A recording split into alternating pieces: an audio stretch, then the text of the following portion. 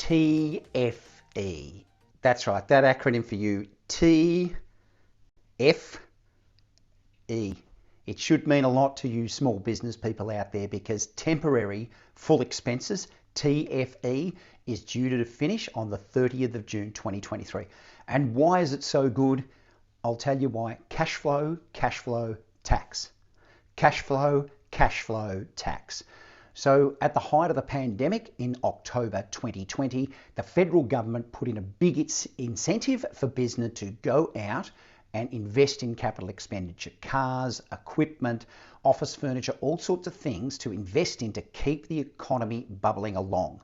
And it has been a Cinderella story for those businesses who've done it, but it runs out on the 30th of June 2023. What is it? Temporary full expenses. What it is anything you buy that is of asset value of $50,000, $100,000, $200,000, $300,000, $400,000 you can write off, meaning you can get the cash benefit immediately before waiting for that item to be depreciated over a 10-year period. And here's a simple example of temporary full expenses. $100,000 of a piece of equipment is bought.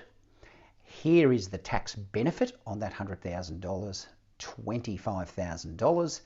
And instead of getting that $25,000 tax cash benefit over a 10-year period, which is the life of the asset, you get that $25,000 cash benefit right up front before the 30th of June.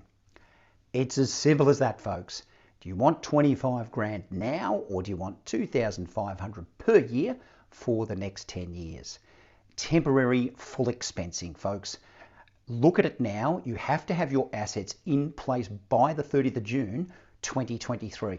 And let's face it, 2023 financial year may be the last of the very good years through this pandemic and flowing into the next 3 to 4 years where things are looking perhaps a little bit tougher with inflation and interest rates. So when do you want that cash benefit? When do you want the tax benefit?